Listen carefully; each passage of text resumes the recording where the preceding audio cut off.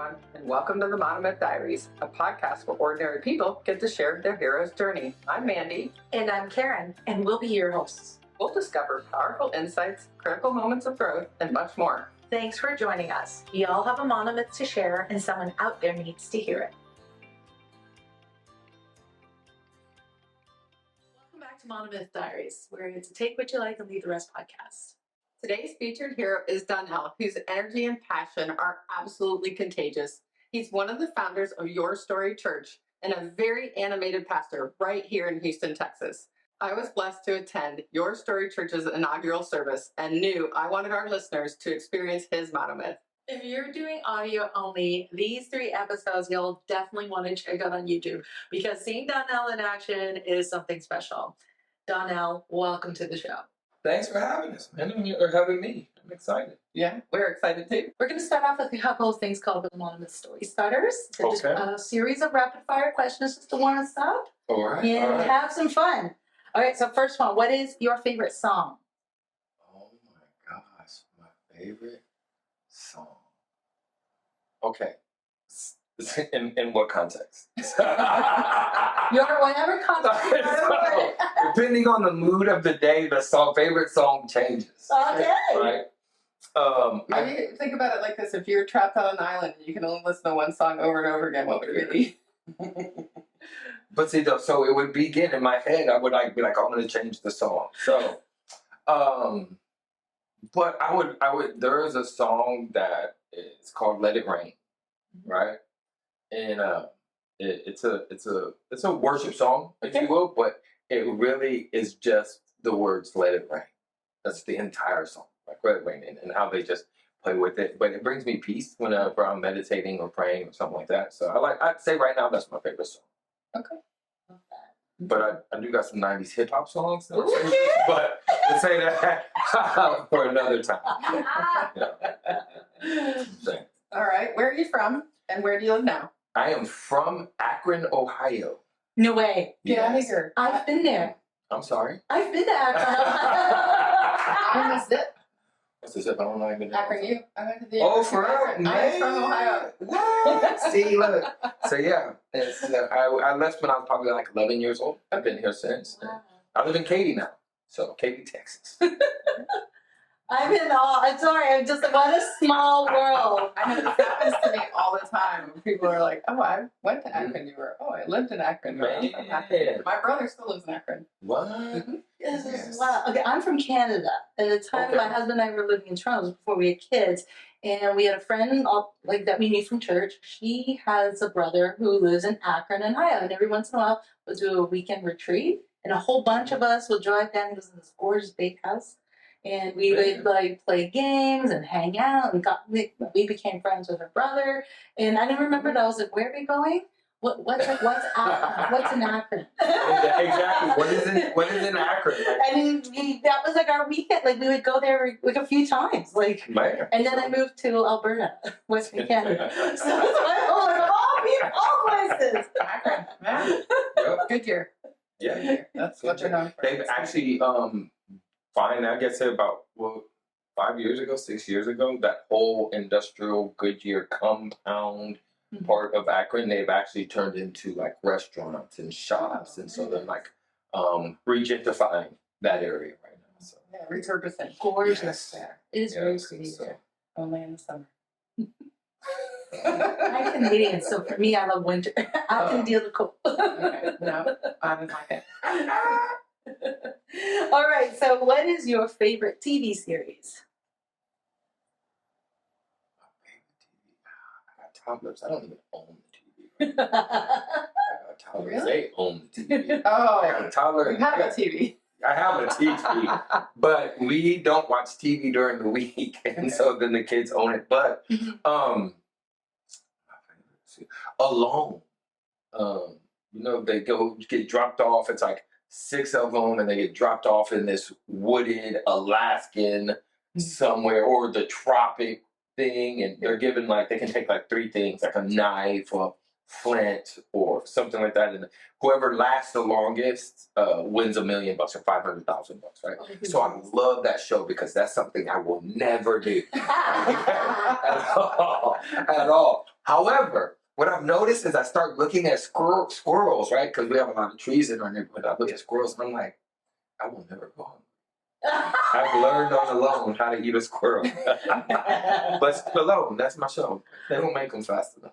So. I'm gonna have to show it to my family because my son's a Boy Scout and they watch the Bear Grylls and I just went like, why are you watching this? Alone is I just mean because it's like they go through it, they give them like the body cameras and all this stuff and they check on them, they check their weight, but they literally get like everybody takes a bow and arrow, right? Because you got to be able to hunt, and so they got it's crazy. So, we should tell Lesson to be on that show. Yes. Win us $1 million. Yeah. my son is an adventurous like that. Oh, forever? Tell him try. You should try. They got like 90-day ones. Okay. 90 days? Yeah. So who can stay out there 90 days, right? Or they have one called the 100-day, alone 100 days. My gosh. I'm gonna have to check this out. Wow. Oh. Never seen that. I'm gonna have to watch it. What is or would be your go-to karaoke song? Now you get to talk about your 90s hip hop. And it's not hip hop. It's Friends in Low Places. Really? Yes.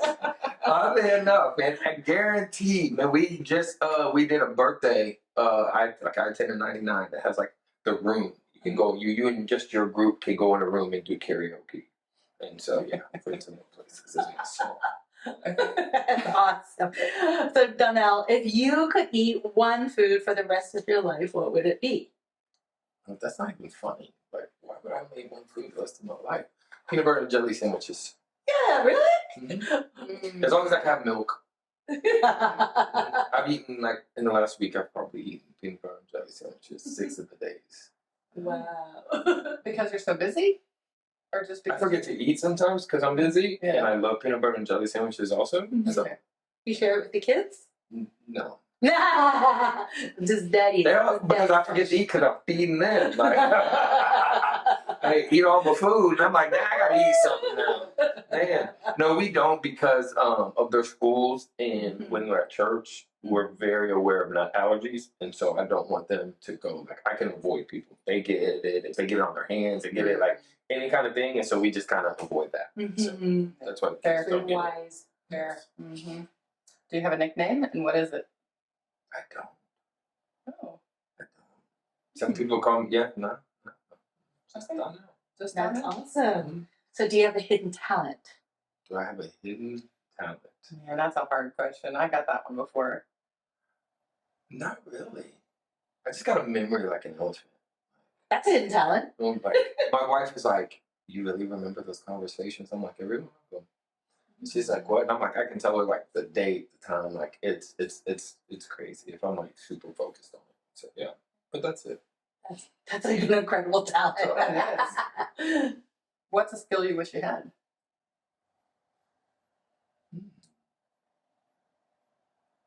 I wish I could sing better. Really? Yeah, I love worship music, right? I love music. I'm just not the greatest. I can get like in there, right? But I can't just like. I wish I could just get out there and just like, you know what I'm saying? Yes, I would trade preaching for singing all day long. I would have to agree with you. I always think, man, I wish I could sing like my sister. That's what I'm saying. You're like, man, that's like just something about it. And people like love singers. Think about it. In the movies, they're always the coolest person. Right? Even in the world, they're always. Don't nobody. I want to see the lead guitar. Don't nobody want to see the lead guitar. Let me talk to the lead singer. Right? I'm just saying. They're the person. King David, I think, was very musical. Yeah. So there you So, go. you know what I'm saying? He played the harp. He sang. He did all them things. He was the man. So I need to take some singing lessons. Definitely. So my last question for you is, what is one superpower you wish you had?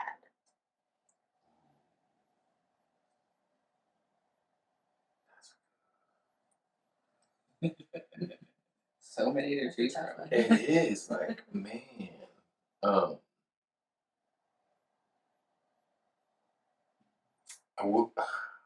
wish I could multiply myself. You know that person that grew, right? I can multiply Clone? myself.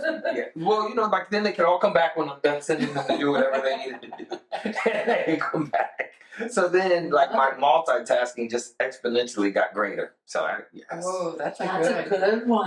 Yeah. That question seems to get asked all the time, and no one's ever said that. You're the first. I never even thought about that one. So at first I was like, I wish I could read people's minds. But I'm in a season of my life that people already bring me too much stuff. Yeah. And I'm like, stuff I don't want to know. Or I don't say I don't want to know. Yeah. I really don't want to hear. But you have to. It It's the can be a profession. curse. Well, it's the profession I'm in. It's the life I choose. Is to carry other people's burdens. Yeah. I don't need to like. They don't want to give it to me. I'm hey, like, oh, man. I don't want to just walk by and be like. Then I'll be looking at my phone, waiting for them to call. Like, yeah, no. Multiply myself. I think that would be super cool. To be able to do that.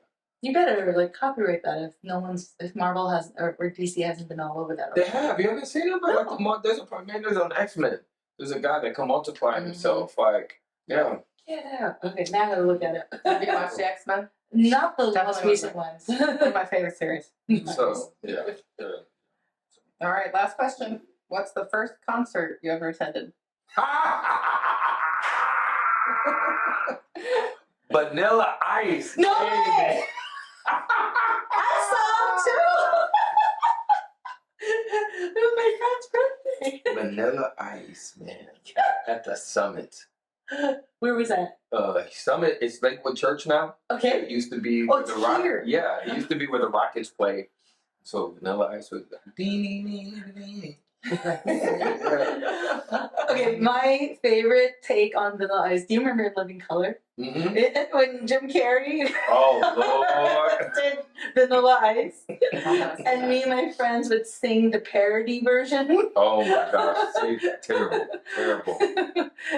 It's But we love Vanilla Ice, but we love the parody Version better. Yeah. It's just so catchy. It is. It is. He was a one-hit wonder, though. Mm-hmm. Yeah, he went crazy. Oh, yeah. Oh man, he did a whole bunch of crazy stuff. But he all right. Yeah, I mean, he does construction. It's because he's like a kind of like an HGTV show, like Mhm. House for Things. Yeah, Oh, he does now. It's doing well. good for him. Good for him. Yep. All right. You comfortable? I'm good. We ain't nothing else wrong. Awesome. Well, thanks again for being on the show.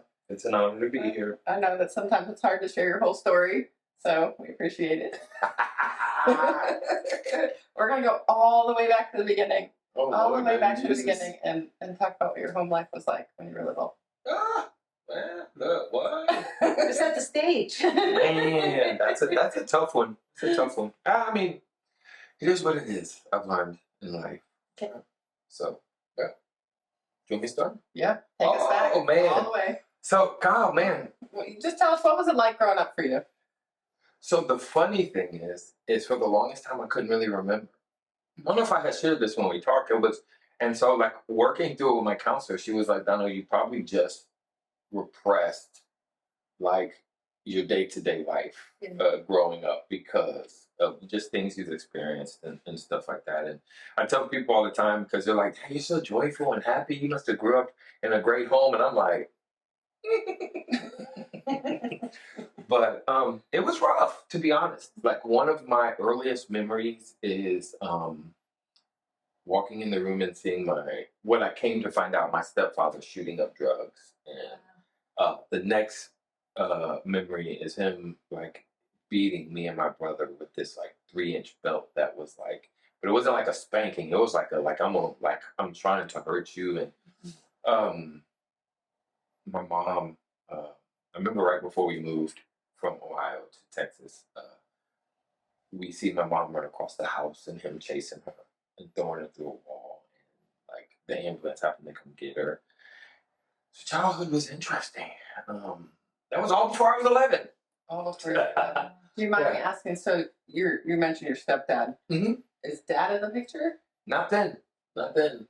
So I didn't even know there was another dad at that point in my life. And so my last memory in Ohio, we're actually under a bed hiding from my stepfather. And my mom was like, we've got to get out of here. And the next day we packed up old Buick Skylark. It was an 86 Buick Skylark. I can remember this car like it was yesterday, and drove it from Ohio to Texas. We stayed the night in a hotel one night, and drove straight through, just the three of us. We got to Texas, and we didn't know, we're kids, so we're like, okay, cool.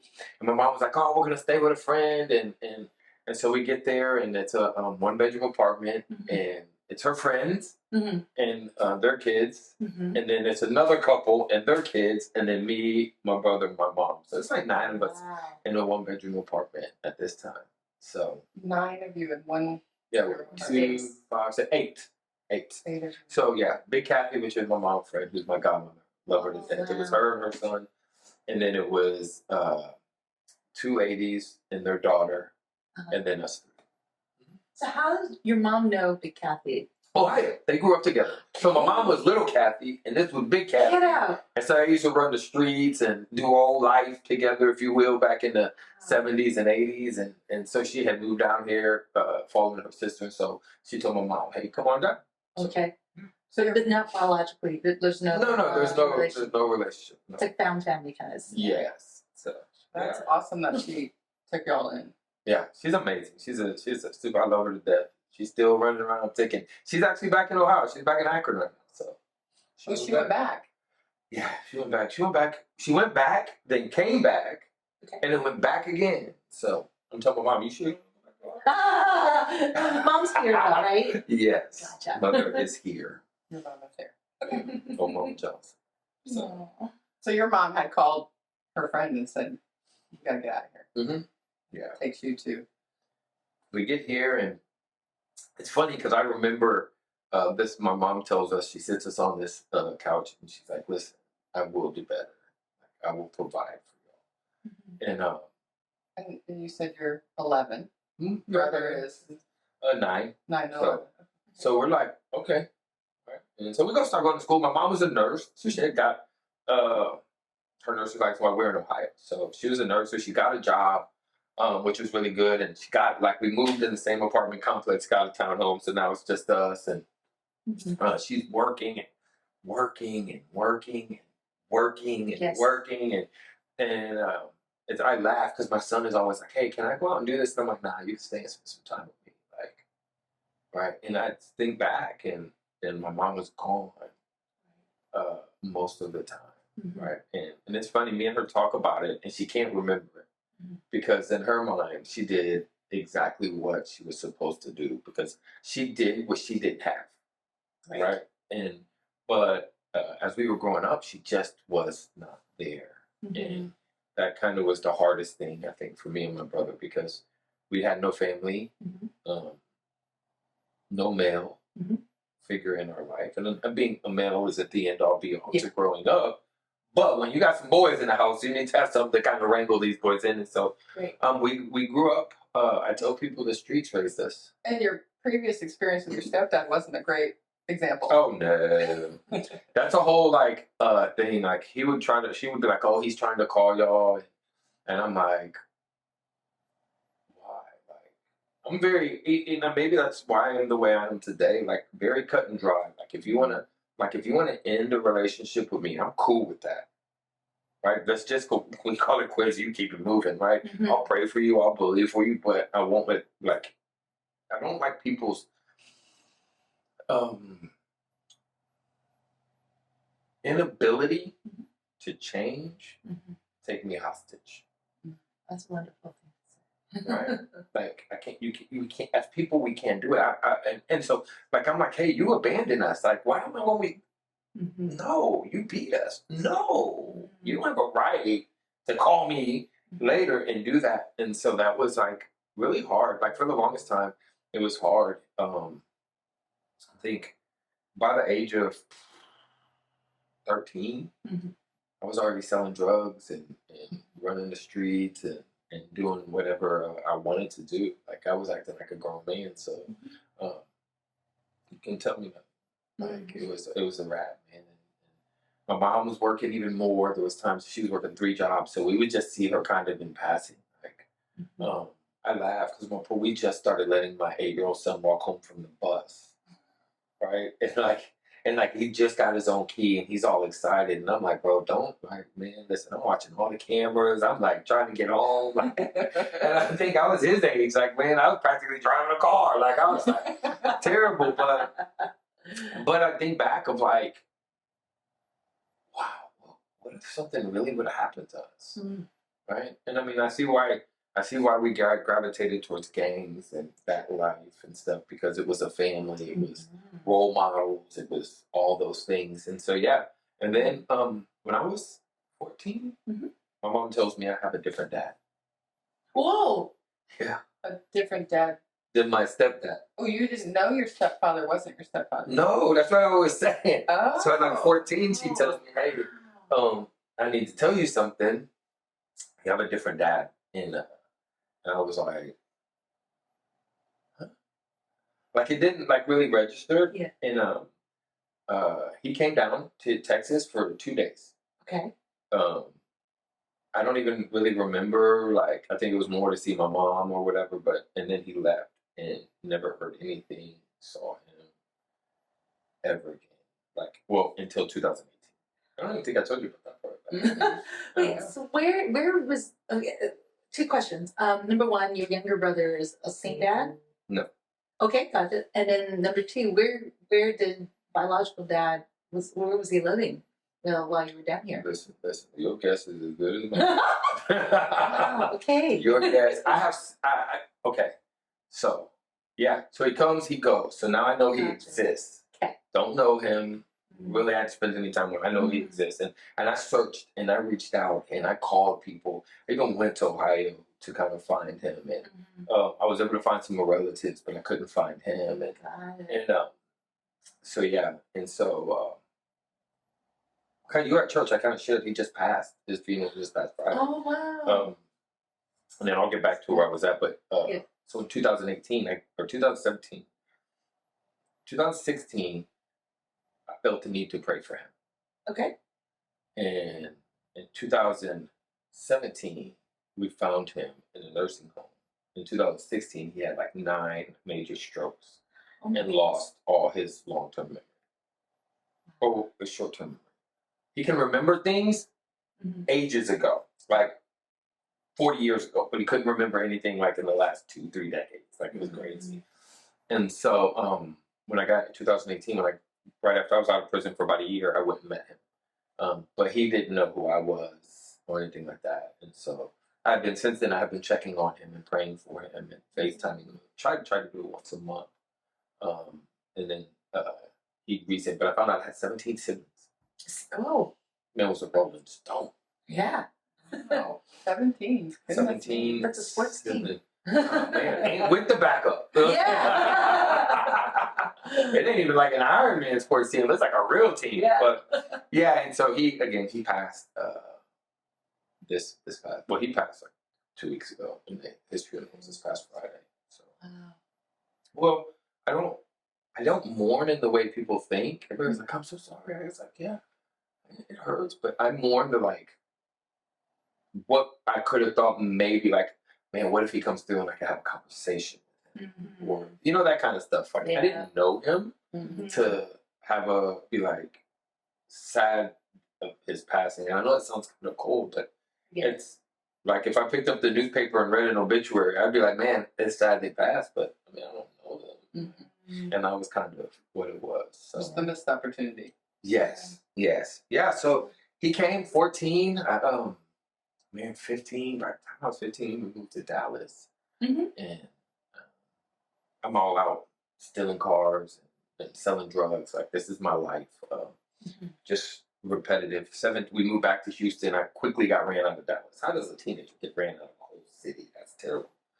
But did your mom know this was going on? So she was with me. So my mom got a job in Dallas. Okay. And was like, hey, we're going to go. Like, there's going to be an opportunity for you to change some things and stuff like that. Okay. And I was like, you sure? Right. So I just trained. What I did was because I didn't know the area for drugs and stuff, I started stealing cars. So I changed my profession as a teenager from drug dealer to car thief. Right. And but we had gotten some trouble. She was traveling to New York and we got arrested, and I have a little brother with me, and so she was like, yeah, I gotta get you out of Dallas.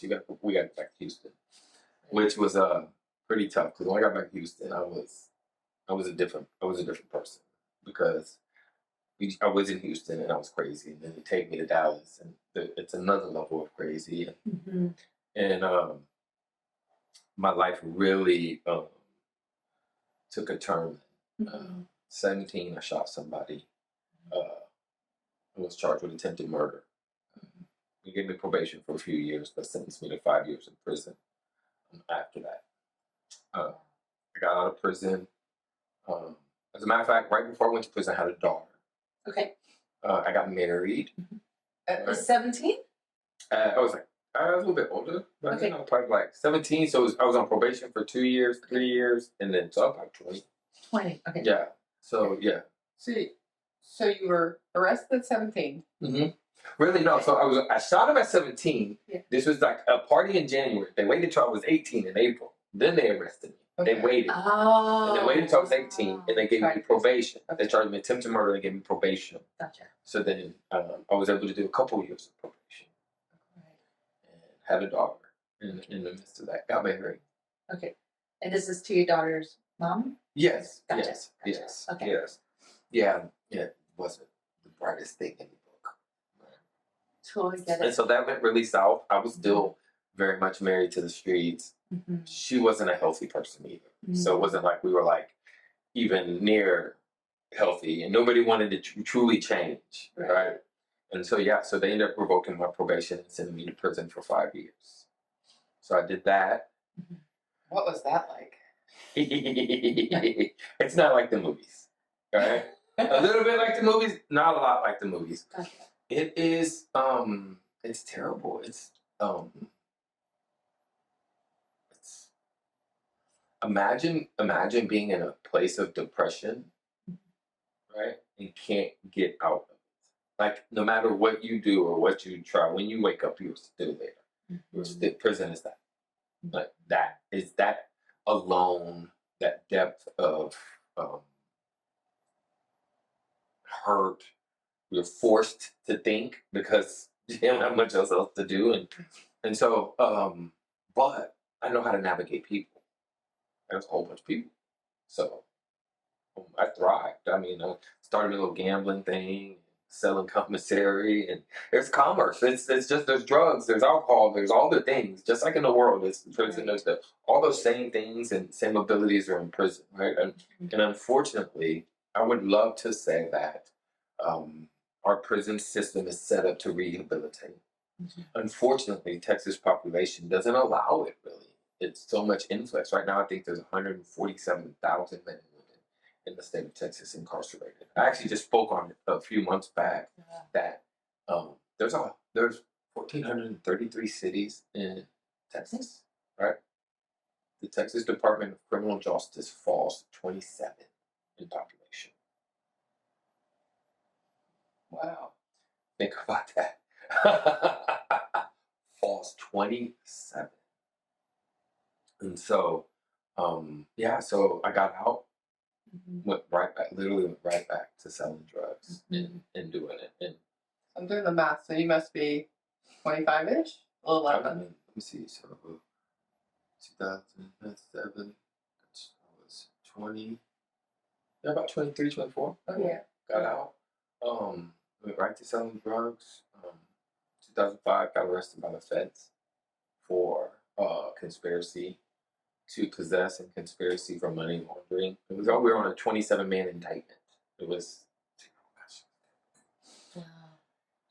but by God's grace, I know it's God's grace now. Then I was like, shoot, that's just luck. They couldn't get your boy lucky. Right? That was my thought process, right? Because so like I'm thinking, man, I'm out of this thing, man. Unfortunately, my brother had to do a lot more time than I did on this charge, but I got out. I was like, oh, I'm good. Then I was like, oh, shoot, they got all the drug dealers in jail. My area. I'm trying to start selling drugs again. Oh, no. That was my thought process, man. I'm telling you, I was a genius. You know what I'm saying? That was a genius. I was like, they're all locked up. Yeah. I know all the people that met. Like, that was my thought. So I go right back to it. Right. Doing my thing. And there I caught home invasion. Right? Yeah, I caught a home invasion in there at one point. And it wasn't really a home invasion. Uh-huh. It was, I was welcome at the house. Okay. We got into a dispute. Okay. And then they said I just came unwillingly and beat him up. So that was kind of a whole thing. But I ended up getting a year for that. I went to jail again for a year. So this is the third time. Right? Yes, but I didn't go to prison this time. Oh, okay. Prison. But in between there, I went to prison for like a DWIs, right? Like a DWI in between this time and that time. It was like a 2 years. So what's a DWI? Driving while I was a DUI, driving under the influence. Okay. I fell asleep at a red at a red light, Yeah. and I had taken a bunch of pills, though, so I was kind of like tired. Right. So all through this, you're not only selling drugs, but you're using them. Oh yeah, I'm doing my thing. Like I'm not Drinking, drugging. all the whole 9 yards. I didn't discriminate. I was like, you know what I'm saying? I was one stop shop. You know what I'm saying? I was gonna sell it to you and we could party together. I didn't trip. I was like, The party by the fee. yes. It was in the back, and I just like can't believe like I am who I am today because of who I was then. Right? Statistics say I should be dead. Forget in jail. They like, look, I should be done. Yeah. But so then I get out, and in 2009 I get out of this year of jail. So that's what 1, 2. No, I caught another felony, another another DUI, Uh-huh. and they gave me 2 years again. 2 years. Mm-hmm. Yeah, give me another 2-year sentence, and I got out. Right. Because when you get 2 year sentence, you do like 11 months and you get out. So like, it's not like very much punishment. I hate to say it like that, but in my mind, I was like, oh shoot, it's like a reset. You know what I'm saying? Like I ain't got to go to jail, I ain't got no bills, I ain't got nothing. Just make sure I got enough money with me so that I can sustain while I'm there, and I'm good. But 2009, I get out. I go to jail for this home invasion. I beat it, and I get a assault charge, and they give me a year in the county jail. Wow.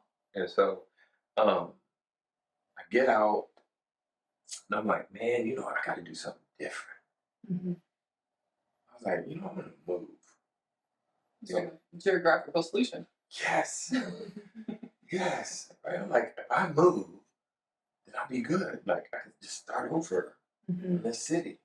And what I realized now is I was just taking all my mess with me, right? I packed up all the luggage, and I went with me, and I actually moved to Cuero, Texas. Yeah, you don't want to. You know that. I don't know. We don't talk about it. But I moved to Cuero, Texas, and again, I'm a people person. You can drop me anywhere, and I will survive. Maybe that's that could be like a superhero talent, like superpower, right? I get like you drop me anywhere besides the jungle. Yeah, when she was asking you about your hidden talent, I was like, well, you aren't very charismatic. You know what I'm saying? So I can give it along. So I ended up working for the ex-mayor of Cuero, he's a great guy. He's a great guy. Right. Ended up managing his restaurant. I get a house. But then I start selling drugs, and I start doing drugs. And so it's a long, maybe almost 2 years, a year and a half. Right. And I can remember, I remember waking up this day just like depressed. And it wasn't like, I don't get depressed in the way that some people get depressed because just my personality type. Like, I'm like, okay, I'm depressed. We finna fight this thing. Like, I'm gonna do all the things. And in this season, all the things was do as much drugs as I could, right? Right. And so, God, I remember waking up, dropping my girlfriend off at the time at work, going to pick up a bunch of cocaine and weed. I mean, alcohol, and I was just getting drinking and doing drugs and drinking and doing drugs. And I went to the store to buy some more beer, and me and the girl get in an argument. I'm like, man, who are you? Why are you arguing with me? And I left. I got home. Because I was arguing with her, I forgot what I went to the store for, so I go back to the store. And little did I know she called the police. Oh, okay. Yeah. And so I walk out of the store. The police are there. And they're like, hey, are you all right? I'm like, I'm good. You all right? He's like, yeah, man. And who are you? And I tell him my name. And I'm like, hold on, man. I'm under arrest. He's like, no, I'm just talking to you. So I was like, well, shoot. F you. And I start to walk off, and he ends up tasing me in the back. But I was high. Like, I've been sniffing cocaine all day. Like, I was like, you didn't do nothing but just agitate me. And so I pulled him out, and me and him started fighting and tussling. But let me show you how ridiculous this scene is. Okay.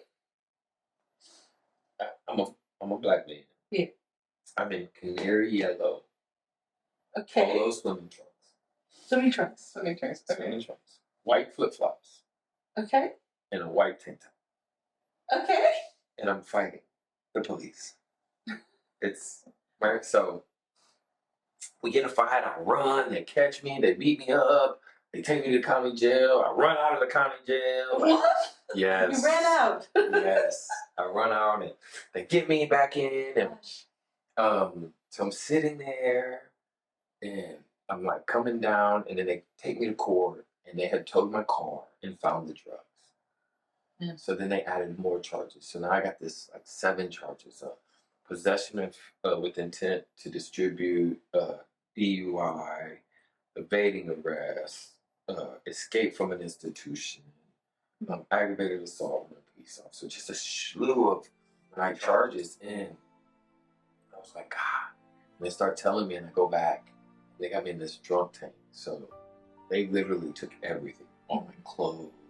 Like, I am just all natural. And just me in the concrete. And I remember sitting there and just like, God, I start calling out Buddha, Gandhi, Allah. Like, I just start calling all these names, right, of all these religious people or characters or people worship. And I'm like, I don't know who you are or what you are, but if you're real, I want you to take my life. I don't want to wake up. And I start listing all my fears and all my failures, mistakes, and I'm a terrible son and father and brother and uncle, person. Like, I was just done. Like, I was done, and I'm screaming and yelling and crying. And I remember just laying like face down on the concrete, and I did, like, there was nothing in me in that moment that wanted to live. And I know today God's got a funny sense of humor, because I woke up the next day still naked and still in the cell. But I woke up and they were knocking on the door saying, hey, if you want to go home, call this number. And I'm like, exactly. I was like, so I'm like, shoot, forget dying, I'm about to go home. And I called the number. It was my brother, who I hadn't talked to in almost 2 years. Oh, wow. And somehow he found out I was in jail. Like, and so he comes, bonds me out, and I go home. He goes back to Houston, and I'm sitting on the porch, and I thought like maybe I was coming down, and I hear go home. And so I literally pack up a bag. I tell my girlfriend at the time, hey, drop me off. We had the house. Just drop me off at the bus station. I'm going back to Houston. I went back to Houston. And I remember going, thinking, oh man, my mom was going to stay there. It's going to be good. And I go to my mom's house. Hey, my mom home. She's like, bro, you can't stay here. You crazy. I go to my brother's house, and my brother was like, man, you can't stay here, bro. I don't trust you to do the right thing right now. And so I found myself in Houston homeless. How old are you now? When this is happening? 37-ish. So that's 14 years. So, no, I was like 40-something. He's in the 40s at this point. Yeah. Okay, and I just want to recap. You have one brother, and I'm assuming he's got his own family, and mom was also here in Houston. You had a daughter and an ex-wife, and where are they in all of this? Ex-wife she's back in California. Thing. Whole state. Yeah. My daughter is, she's here. Okay, so she stayed here. Okay. Yes, she's a thorn in my flesh. Got it. She's here. She's here. Is this then your final arrest? Yes. Okay, the one that you just had was your It's my final arrest. Okay. Yes, Right. it is. It was the nail in the coffin. So You're homeless. I'm homeless. And no one's there for you. You Nobody. have no support. None. Nobody to go to. Zero. Nothing. And so I am riding the 82 Metro bus at night. It's like $2 back then. You know what I'm saying? And then going to my mom's house and taking a shower and stuff during the day. And she was allowing you to do this. No, she didn't know. I mean, she knew, but she wasn't allowing me. And so after about a week or two, she was like, "Hey, you can come here, but you can't leave by yourself. Like if you leave, me or your brother, my brother lived 3 doors down, have to go with you because we don't trust you." And so I was like, "Bet, let's go." And so I remember like hanging out, and one day my little brother comes over and was like, "Man, come on, I gotta take you shopping." Bro. You like, you look too bad. So we go to Kate. This was back when Kate Mills Mall was bougie. People wasn't getting shot. Like it was fancy. You go there now, well, you better take a gun with you. Right? You know what's funny is I said that I was speaking at a church, and I said that on a Sunday.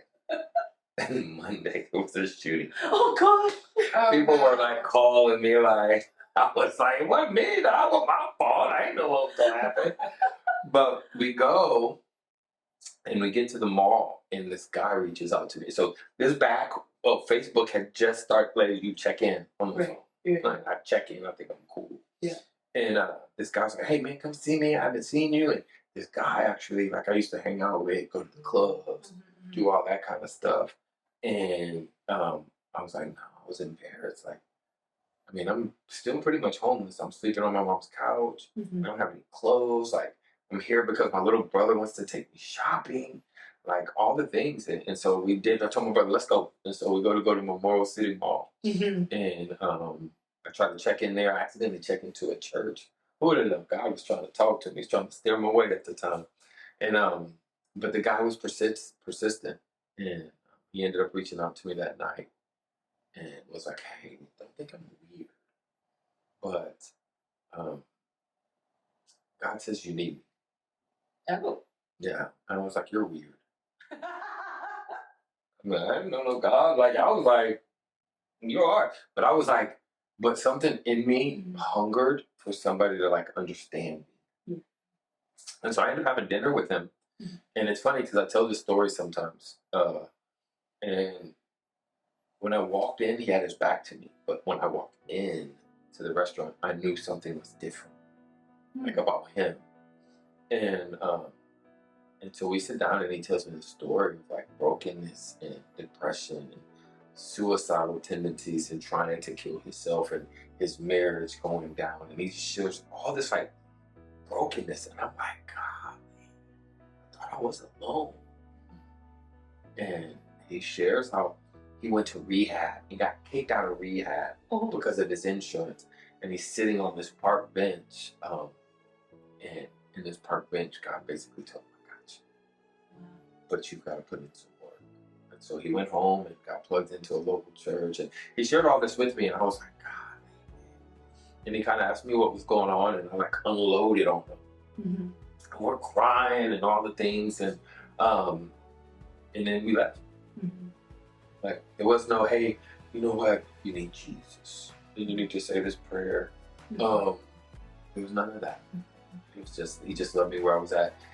And he got a little trickery in him. So we get home, and he asked me if I own a Bible. And he's like, "Hey, just read this scripture." And I mean, I was like, "Well, shoot, I might as well. I ain't got nothing else going on." And it was Galatians 5. And it's an amazing scripture for me. And it's the gospel message in life of a broken believer, where it's like, "Hey, listen, Jesus died for you. Your freedom is in him. You ain't got to do nothing. You ain't got to do nothing." Donnell, it was telling me, you ain't got to clean up. You ain't got to figure it out. You don't have to do anything. Jesus did these things for you. And I was like, golly, you go on to read it. I've always been a good dude. Yeah. Like, I don't, if you do me harm, I'm going to do you some harm. Don't worry about it. We're going to get that. But I never was like, tried to be harmful towards others. Yeah. And so I like start reading, and then it's just a little leaven. Leaven's a whole of a dough. I was like, "See, man, I'm just not make that much."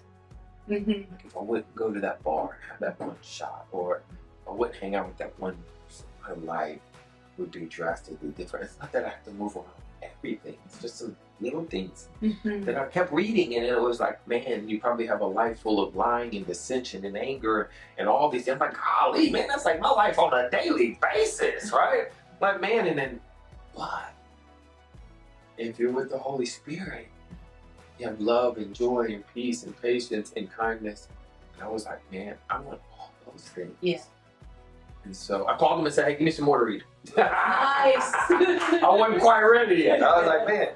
And he told me to read the book of Matthew, and I read that and really started to see who Jesus was and what he could do. Yeah. And I remember sitting on the Lord's floor and ended up giving my life to Christ. Just by myself. It wasn't, and I tell people I would have loved to say it was like, oh, my whole world changed and all my problems went away. And yeah, no.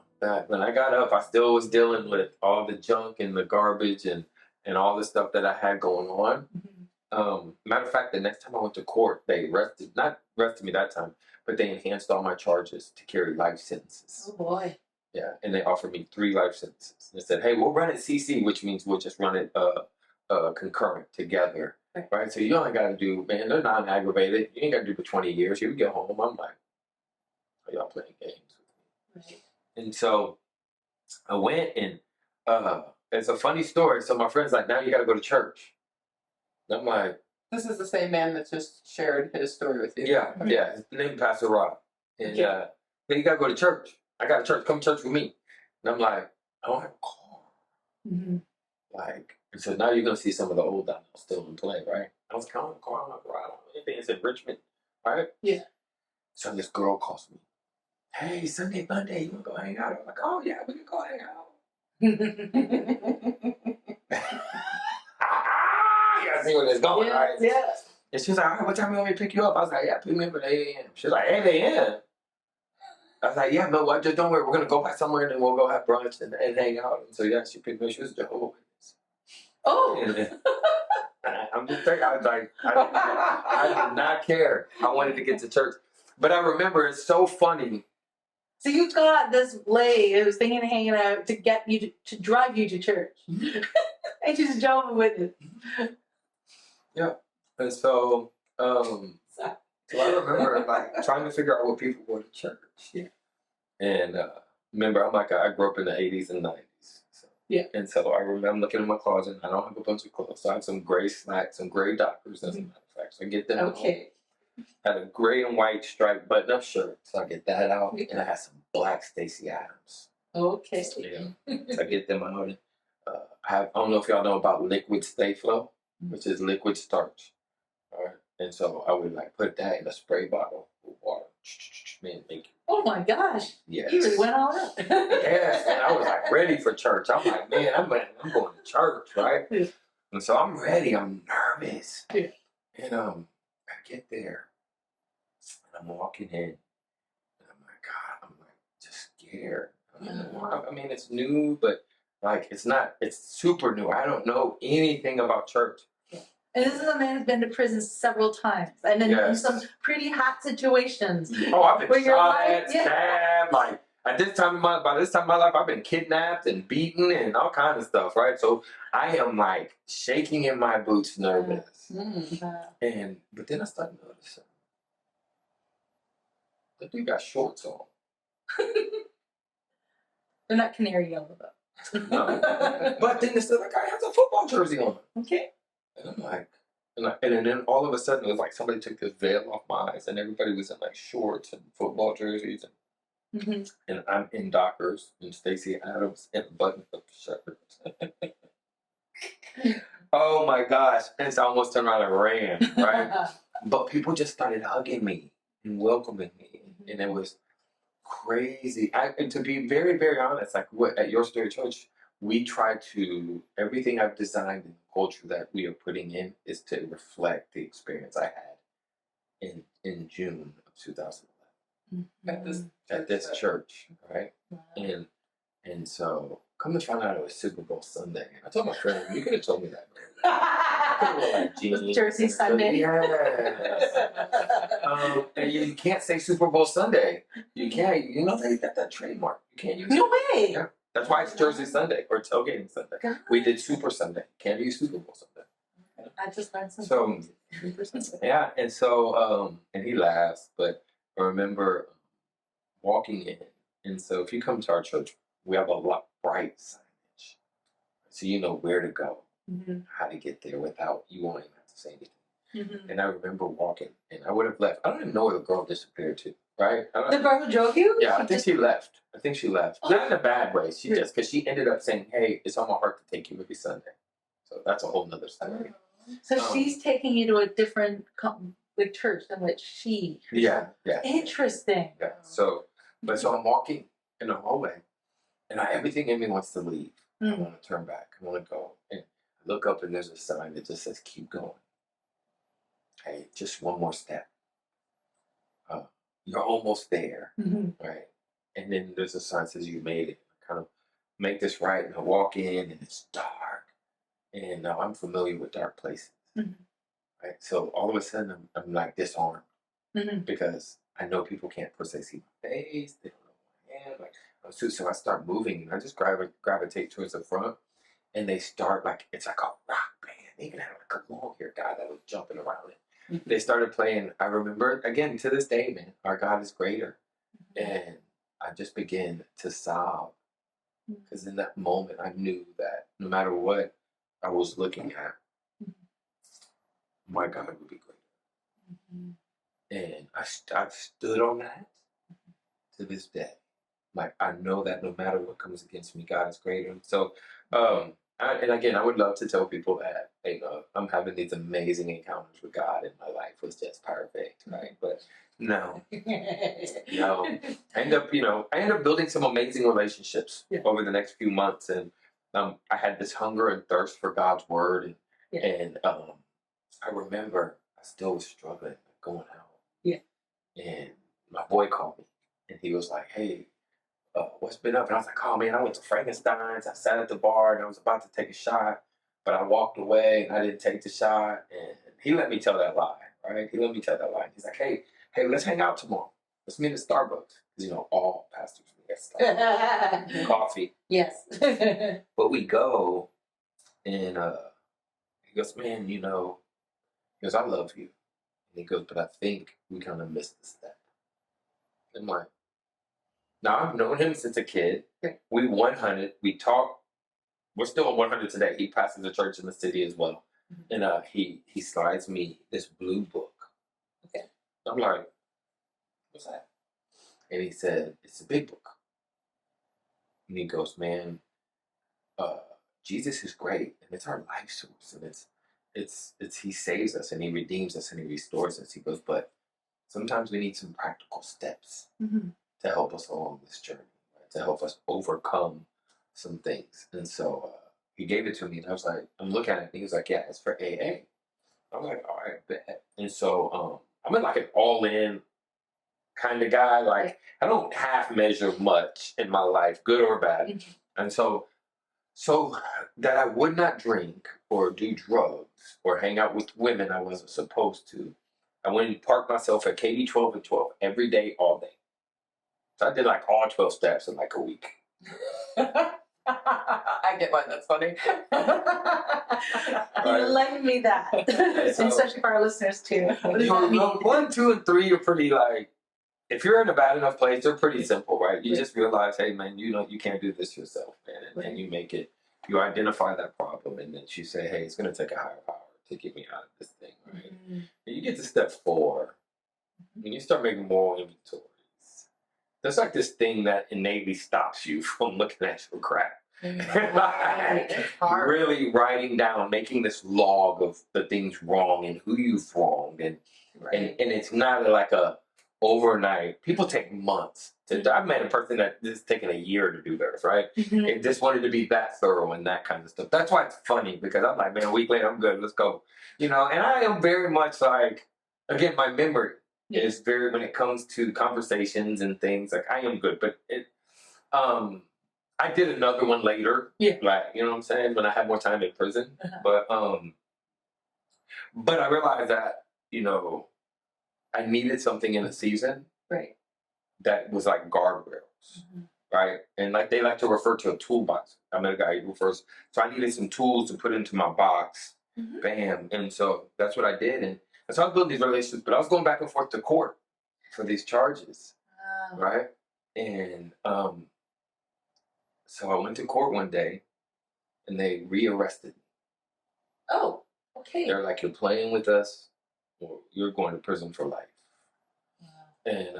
And so they made like $330,000 bond. It was like, I mean, it was outrageous. Mm-hmm. And I remember my friend, now this is 18 months later, Mm-hmm. my friend Mm-hmm. who took me the first day of the church comes. Now, she's saved. She's no longer Jehovah's Witness. She's going to church. She's doing all the things, right? Mm-hmm. But she comes and she's like, hey, talk to your family. They're going to give you $10,000. Do you want us to try to bond you out and get a lawyer? I said, get a lawyer. And so she got a lawyer, and he came, and he got the bond down. And then people from the church gave money to get me out. Wow. We'd rather spend one more day with you than you spend another day in jail. And so Wow. I got out. We made my court date. We knew that I would plead on that day.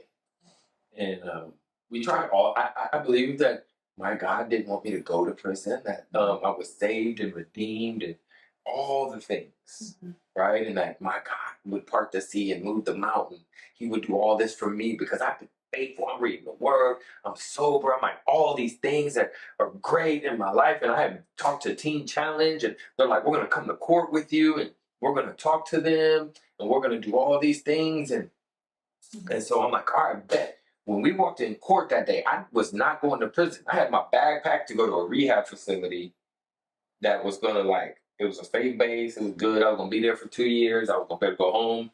Man, they get up and speak. People get up on my behalf. How I've changed, all this thing. I get up there and share my testimony. Everybody's in there sobbing and crying. Nobody thinks I'm going to prison at this time. Everybody, they lock this man up. They just mean, right? And I remember going to the thing, and I even was puffed up. I was proud. Mm-hmm. I was prideful on like all the things I did with my God. Because I did those things, God was going to deliver me from this one thing. Mm-hmm. And I remember standing there, and the judge looked at me, and he was like, I sentenced you to 18 years in the Texas Department of Criminal Justice. And I wanted to buckle. I was like, and my mom is there. She's like, where's your Jesus now? Mm-hmm. And I looked, and I said, I'll be home. I'll be home in like 5 years. And she was like, I mean, I don't know how that woman got out so many words so fast, but she was like, no, you're not. You're a 4-time convicted felon. This is your 4th time in prison. I'm going to keep you for like ever and ever and ever and ever. Right. And so I had to give them all my stuff. And I remember they handcuffed me. And the first time in like 18 months, I felt like I was that person before my encounter with Jesus. Because now I'm like, I did all this changing. And I had all these hopes and all these dreams and all these aspirations, and they've just been snatched by that. Yeah. And it was just, it was a tough one. It's a real test. Mm-hmm. You got to submit now. Yeah. That's hard. It's so hard. Yeah. It was terrible. I can't even imagine what you're feeling and thinking. Lee. Wow. Yeah. All right. A lot. All right. Well, thank you for sharing that. Absolutely.